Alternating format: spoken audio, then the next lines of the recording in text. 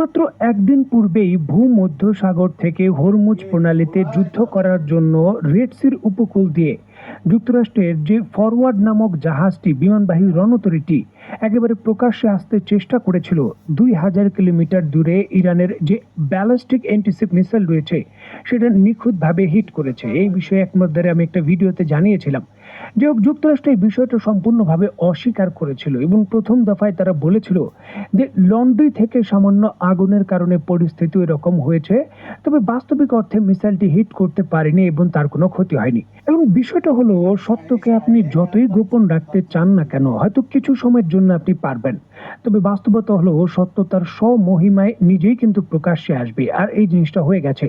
নিশ্চয়ই দেখতে পাচ্ছেন পশ্চিমা বিশ্বের দ্য নিউ ইয়র্ক পোস্ট থেকে শুরু করে ওয়াল স্ট্রিট জার্নাল বা যুক্তরাষ্ট্রের বড় বড় সংবাদ মাধ্যম নিশ্চিত করছে যুক্তরাষ্ট্রের যে ইউএসএস জেরাল্ড আর ফোর্ড নামক যে বিশাল বিমানবাহী রণতরীটি ভূমধ্যসাগর থেকে ইরানে প্রবেশ করতে চেয়েছিল এবং ইরান দাবি করেছে সরাসরি মিসাইল হিট করেছে।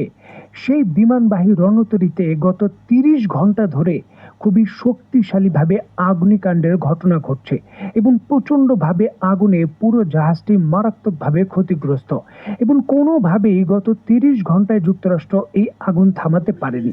এখন দেখুন, বিষয়টার যে লজিক আমাদের বুঝতে হবে। একটি বিমানবাহী রণতরী যেটা সাগরে ভাসমান, মানে পানির উপর ভাসমান, এখানে পানি ব্যবহার করার জন্য কোনো ধরনের প্রতিবন্ধকতা নেই। সাগর থেকে পানি উত্তোলন করবেন আর আগুনের ভেতর মারবেন, আগুন কিন্তু নিভে যাবে। তবে বড় ধরনের ক্ষতি হওয়ার কারণে বা স্ট্র্যাটেজিক ভাবে গুরুত্বপূর্ণ জায়গায়, যেমন ধরুন ইঞ্জিন রুমে আঘাত করলে সেটা অত্যন্ত বিপজ্জনক। দ্বিতীয় আরো বিপজ্জনক হলো মিসাইল এবং বিভিন্ন ধরনের বোমা রাখার যে কম্পাউন্ড, যুদ্ধ বিমানে ব্যবহার করার জন্য যে মিসাইলগুলো লোড আনলোড করা হয়, সেই মিসাইলের যে গোডাউন রয়েছে বিমানবাহী রণতরীতে, সেখানে যদি সাধারণ একটি শায়দ 136 ড্রোন গিয়েও হিট করে কম বিস্ফোরক নিয়ে, তার ইন্টারনাল বিস্ফোরণের সঙ্গে বিস্ফোরণ ঘটিয়ে এটা বড় ক্ষতি করবে। যুক্তরাষ্ট্রের জন্য কিন্তু এই ধরনের ঘটনা বিপজ্জনক। আর যুক্তরাষ্ট্রের ওই বিমানবাহী রণতরীতে নিখুঁতভাবে হিট করার জন্য এই ধরনের ঘটনা ঘটেছে তেমনটা কিন্তু আন্দাজ করা হচ্ছে।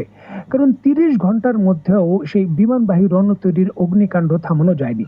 খোদ যুক্তরাষ্ট্র সংবাদ মাধ্যমগুলো নিশ্চিত করছে শত শত সাইলট যারা রয়েছে, সেই বিমানবাহী রণতরীর নাবিক যারা রয়েছেন, বর্তমানে ফ্লোরের উপর ঘুমাচ্ছেন। এমনকি তাদের প্রাকৃতিক কাজ সারার জন্য যে টয়লেটের ব্যবস্থা রয়েছে, সেই সিস্টেমটিও সম্পূর্ণভাবে এই আঘাতপ্রাপ্ত হওয়ার কারণে বন্ধ হয়ে গেছে। মানে টেকনিক্যাল ভাবে আমরা বলতে পারি যে যুক্তরাষ্ট্রের নাবিকদের এখন বাথরুমে যাওয়া বন্ধ। এখন প্রশ্ন হলো, পরিস্থিতি যখন এমত অবস্থায়, তখন যুক্তরাষ্ট্র এই নাগরিকদের বা এই নাবিকদের